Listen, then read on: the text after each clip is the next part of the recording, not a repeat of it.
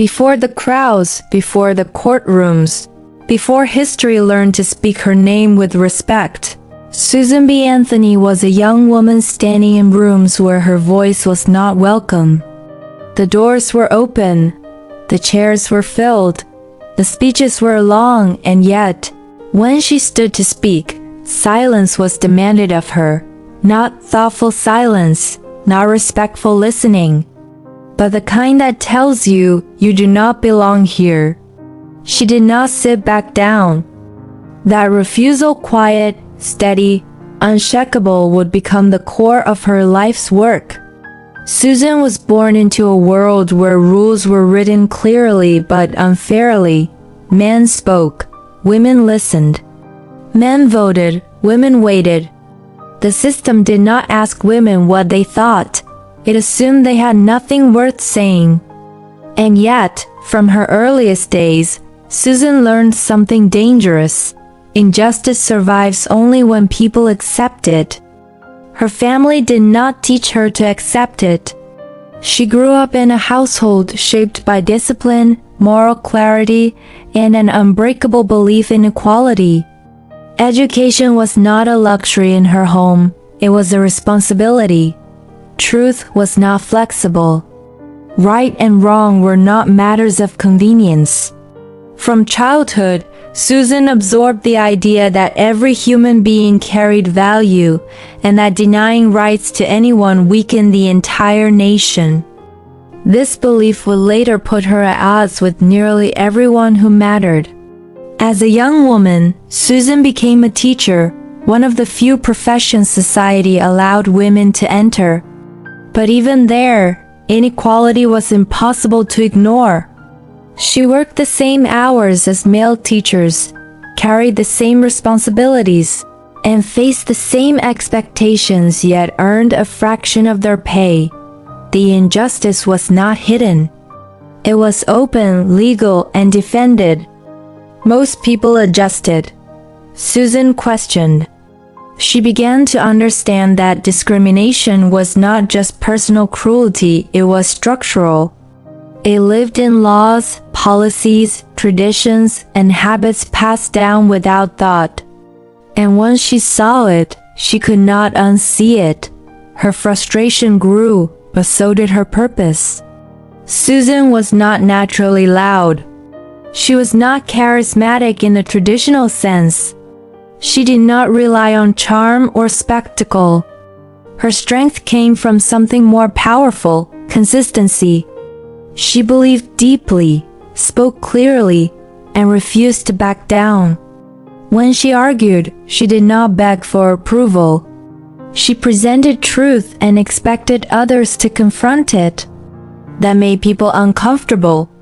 In public meetings, she listened as men debated rights, justice, and democracy concepts that excluded half the population by default. When she attempted to speak, she was told it was improper. When she insisted, she was dismissed. When she persisted, she was criticized. Still, she stayed. Susan's early activism did not begin with voting, it began with fairness. She worked in reform movements that sought to improve society as a whole, believing that progress in one area strengthened progress in all others. But time and again she encountered the same contradiction. Women were welcomed as workers, fundraisers, and supporters, but not as leaders, thinkers, or decision-makers. That contradiction angered her more than outright opposition, because it revealed hypocrisy. She began to ask the question that many feared. How can a nation claim to be free while denying its women a voice? The question did not come with easy answers. But Susan was not searching for comfort, she was searching for change. As she traveled, spoke, and organized, she learned the cost of resistance. People mocked her appearance, criticized her tone, questioned her morality, and attacked her character. Newspapers painted her as dangerous. Critics labeled her unfeminine. Some claimed she was destroying society itself. Susan listened. Then she continued. She understood something that many reformers miss. Lasting change does not come from winning popularity contests. It comes from refusing to surrender principles. She accepted loneliness as part of leadership. She accepted criticism as proof that her words were landing where they mattered. Yet beneath her steel resolve was a human heart. There were moments of exhaustion, disappointment, and doubt. Progress was painfully slow. Laws did not bend easily. Allies disagreed. Movements fractured. Victories were small and often reversed. Susan aged while the world seemed to resist her at every turn, but she never confused delay with defeat. She believed the fight for women's rights was not about her generation alone, it was about the future. She spoke not only to those in the room, but to voices not yet born. That belief gave her patience, even when patience hurt. One of Susan's greatest strengths was her ability to organize.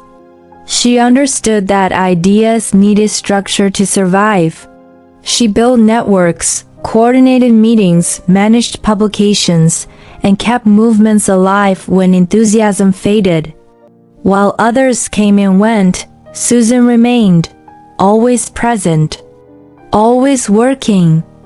She did not seek comfort. She lived simply, often sacrificing personal ease for the cause. Travel was exhausting. Speaking schedules were brutal. Financial security was uncertain. But Susan measured success not in possessions but in progress. Each conversation mattered. Each speech mattered. Each mind changed was a victory. She believed women deserved full citizenship not because they were morally superior, but because they were human. She rejected the idea that rights were earned through obedience or purity. Rights, she argued, were inherent. That idea was radical. Susan's words challenged the foundation of the social order. If women could vote, they could influence laws.